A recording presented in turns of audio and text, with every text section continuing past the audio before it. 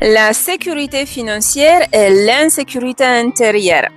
C'est ce que j'observais chez moi depuis des années et que j'observe encore chez mes clientes aujourd'hui. Alors, plus tu cherches de sécurité à l'extérieur, moins tu risques de te sentir en sécurité à l'intérieur. Et je vais nuancer de suite. Je ne suis pas en train de te dire que l'argent ne fait pas de bonheur et ou ne compte pas. Parce que pour moi, l'argent représente quelque part une certaine liberté, une forme de sécurité, un espace où je peux choisir. Mais ce que j'observe, c'est qu'il y a cette confusion chez les autres. Et ça a duré aussi pendant assez longtemps chez moi. C'est cette idée que quand j'aurai de l'argent, alors je me sentirai enfin en sécurité. Et par ceci, on passe pas à l'action. On attend encore un peu plus d'argent sur le compte, encore un peu plus de garantie, encore un peu plus de certitude. Et on reste quelque part immobilisé et on risque de passer à côté de notre vie. On reste immobilisé avant de passer à l'action, avant de créer, avant de changer sa propre voie, avant de vivre ce qu'on a profondément envie de vivre et on va plutôt choisir de rester dans cette sécurité qui nous bouffe de l'intérieur. Et parfois, cette quête de sécurité, elle devient exactement qui vous immobilise parce qu'on peut chercher la sécurité. Alors, en réalité, on cherche surtout à calmer une insécurité intérieure. C'est ce qui se joue dans l'inconscient.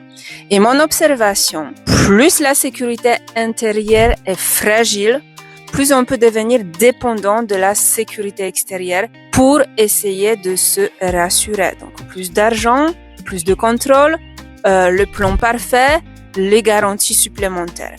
Et le problème, c'est que la sécurité absolue, elle n'existe pas. Qui a signé pour une vie qui est sécurisée?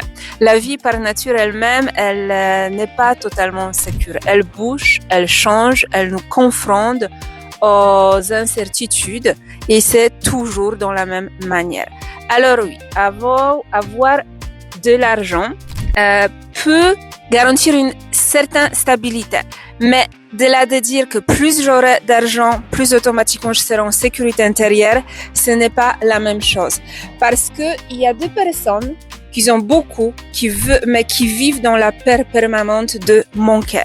Et d'autres qui ont appris à développer un tel degré de sécurité intérieure suffisamment solide pour continuer à avancer même au milieu de l'incertitude. J'appelle ce genre le fou et franchement, j'aurais aimé appartenir, d'avoir cette liberté de pouvoir faire.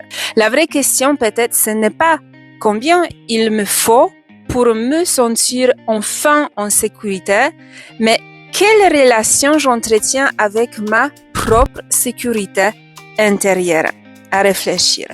Et si ce sujet te parle, dis-moi en commentaire, est-ce que toi aussi tu repousses parfois de projets, le passage à l'action, de décision, tes élans de vie au nom de la sécurité, par exemple sécurité financière. Et si tu sens que cette sécurité intérieure est un sujet profond pour toi ou tu aurais souhaité que ça bouge dedans, c'est exactement une partie de ce qu'on traverse dans l'expérience du condor. Alors le condor revient au corps, revient à son axe, développer cette sécurité intérieure qui ne dépend pas uniquement de circonstances extérieures. Ça c'est mon français qui reste politiquement correct. Et dans le condor, à travers de cette sécurité intérieure, on va reconnecter ton identité profonde avec qui tu es vraiment. Donc, si ça résonne, viens m'écrire un rendez-vous en message privé.